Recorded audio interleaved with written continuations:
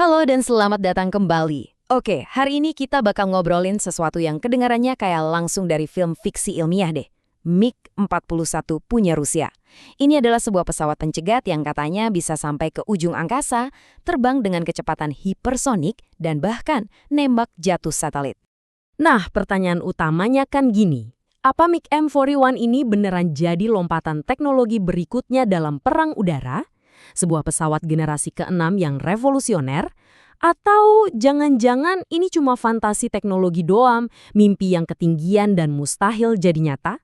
Yuk, kita bedah bareng-bareng. Coba deh lihat klaim-klaimnya yang gila banget ini.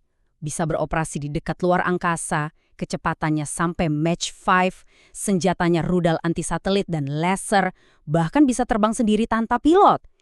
Ini sih benar-benar ngerombak definisi jet tempur yang kita tahu.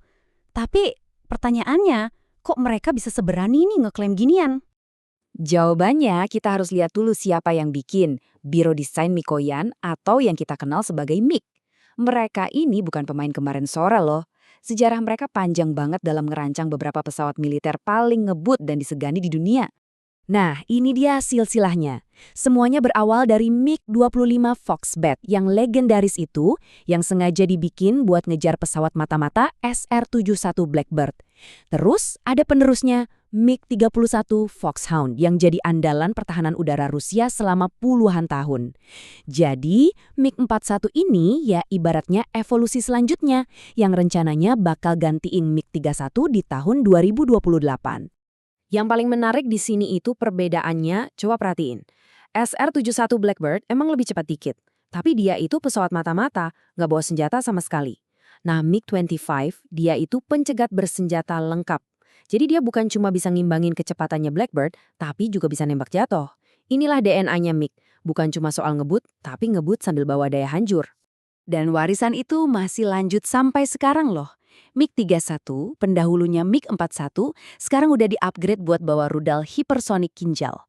Senjata ini kecepatannya Mach 10 dan bisa bawa hulu ledak nuklir. Jadi, ya hampir mustahil buat dicegat. Ini bukti kalau Biro Desain MiG itu masih jago banget di teknologi militer canggih.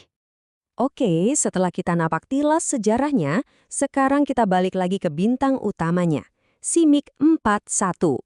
Emang apa aja sih kemampuannya yang bikin dia digadang-gadang jadi jet tempur generasi ke-6? Jadi, pesawat generasi ke-6 itu apaan sih sebenarnya?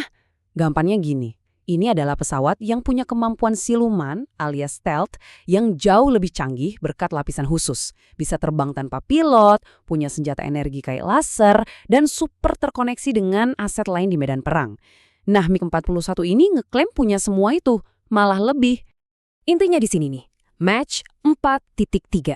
Itu setara sama lebih dari 5.000 km per jam. Gila kan? Beberapa laporan malah bilang bisa sampai Mach 5. Kecepatan segini itu udah diambang hipersonik, jauh banget di atas kemampuan jet tempur manapun yang ada sekarang. Dan persenjataannya juga nggak kalah futuristik. Selain rudal hipersonik dan anti-satelit, ada juga yang namanya sistem MPKR-DP. Gampangnya, ini tuh kayak rudal induk yang ngelepasin banyak rudal-rudal kecil buat ngebanjirin pertahanan musuh. Konsepnya emang dirancang buat nembus sistem pertahanan paling canggih sekalipun. Dan ini bukan cuma omongan media loh. CEO-nya MiG Corporation sendiri, si Ilya Tarasenko, udah bilang kalau ini proyek beneran, proyek serius yang lagi digarap intensif. Jadi dari pihak Rusia sendiri, mereka kelihatannya komit banget. Tapi disinilah ceritanya jadi makin menarik sekaligus rumit. Di satu sisi, kita punya sejarah dan klaim yang luar biasa. Tapi di sisi lain, ada musuh yang nggak bisa diajak kompromi. Hukum fisika. Nah, ini dia masalah utamanya. Waktu terbang secepat itu, gesekan sama udara bakal menciptakan panas yang luar biasa. Para insinyur nyebutnya dinding panas atau thermal barrier. Panasnya ini bisa ngerusak, bahkan ngebakar lapisan penyerap radar yang bikin pesawat jadi stealth. Jadi, disinilah paradoksnya. Makin ngebut buat ngindarin radar, malah makin panas dan makin gampang kelihatan sama sensor inframerah. Kecepatan dan kemampuan stealth itu ibarat air dan minyak, susah nyatunya.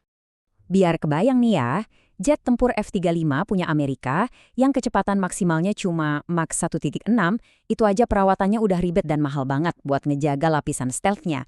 Sekarang bayangin pesawat yang terbang hampir 3 kali lebih cepat.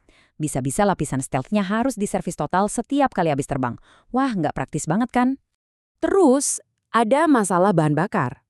Mesin yang bisa ngedorong pesawat sampai Mach 4 itu pasti borosnya minta ampun. Ibaratnya mobil sport yang bensin 1 tangki penuh habis cuma dalam beberapa menit. Jadi, banyak yang ragu, apa pesawat sekecil jet tempur bisa bawa cukup bahan bakar buat misi yang benar-benar berguna tanpa harus bolak-balik ngisi bahan bakar.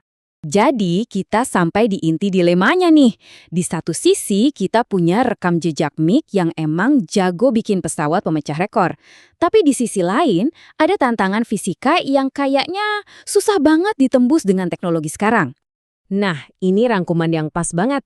Janji-janji teknologi super canggih di masa depan itu berhadapan langsung sama kenyataan pahit soal kecepatan, kemampuan stealth, dan kepraktisan di lapangan.